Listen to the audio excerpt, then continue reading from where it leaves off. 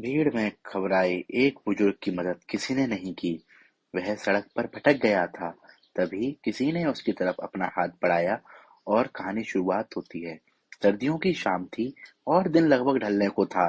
एक काफी व्यस्त और भीड़ भाड़ वाले रास्ते के बीचों बीच एक कमजोर बुजुर्ग व्यक्ति खड़ा था।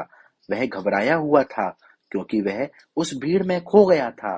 जनमानस का एक सैलाब उसके पीछे से गुजर रहा था, लेकिन एक युवक को छोड़कर किसी ने भी उसकी तरफ ध्यान नहीं दिया। 20-22 की उम्र के रोशन ने उस बूढ़े व्यक्ति से पूछा, सॉरी सर, क्या आप ठीक है? क्या मैं आपकी कुछ मदद कर सकता हूँ? बुजुर्ग ने हल्की मुस्कान के साथ जवाब दिया, मैं शाम के वक्त पार्क में टहलने आया था।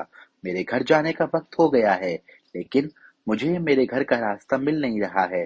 सभी गलियां देखने में एक जैसी लग रही हैं। रोशन ने उन्हें आश्वस्त करते हुए कहा कि सर घबराएं नहीं, मेरा नाम रोशन है और मैं यहीं पास में रहता हूँ। मैं आपको आपके घर छोड़ देता हूँ।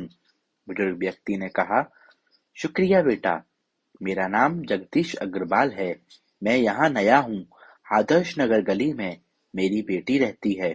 मैं उससे मिलने आया हूँ। युवक ने कहा, अरे वाह, इससे अच्छा क्या हो सकता है। मैं तो उसी तरफ जा रहा हूँ। चलिए, मैं आपको छोड़ देता हूँ, लेकिन उससे पहले एक एक कप चाय हो जाए। इसके बाद रोशन जगदीश को लेकर एक चाय की दुकान पर गया। 2 कप चाय ऑर्डर देते हुए रोशन ने देखा कि जगदीश कांप रहे हैं। उसने उन्हें दुकान के अंदर एक कुर्सी पर बैठाया। इसके बाद दोनों चाय आने का इंतजार करने लगे। चाय टेबल पर आई और दोनों ने गर्मा-गर्म चाय की चुस्की ली। इस दरमियान रोशन और जगदीश के बीच में जान-पहचान का सिलसिला आगे बढ़ा। रोशन ने बताया कि वह नौकरी की तलाश कर रहा है, जिसके तहत आज दोपहर वह एएनसी नामक कंपनी में इंटरव्यू देने गया था और वहीं से लौट रहा था। रोशन ने आगे आशाजनक लहजे में कहा, मुझे पूरी उम्मीद है कि मेरी नौकरी इस कंपनी में लग जाएगी। कंपनी का हिस्सा बनना मेरा सपना है। मेरा सपना जरूर सच होगा। इस बात पर बुजुर्ग ने युवक को आशीर्वाद देते हुए कहा, तुम एक अच्छे इंसान हो। तुम्हारा सपना जरूर पूरा होगा। मुझे तुम पर यकीन है बेटा। मेरा आशीर्वाद तुम्हारे साथ है। खूब तरक्की करो। इसके बाद चाय की दुकान से निकलकर दोनों आदर्श नगर की तरफ चल पड़े। थोड़ी ही देर में जगदीश का घर के सामने पहुंच गए। जैसे ही घर पहुंचे, वैसे ही उन्होंने अपनी बेटी और दामाद को गेट पर खड़ा पाया। दोनों काफी चिंतित लग रहे थे। आगे बढ़कर बेटी ने पिता का हाथ थामते हुए कहा कि भगवान का शुक्र है कि आप ठीक हैं और घर आ गए। देर तक घर नहीं आने पर हमें आपकी चिंता हो रही थी। हंसते हुए जगदीश ने पूरी घटना विस्तार से बताते हुए कहा, शुक्रिया अदा करना है तो रोशन का करो। इसने मेरी बहुत मदद की है।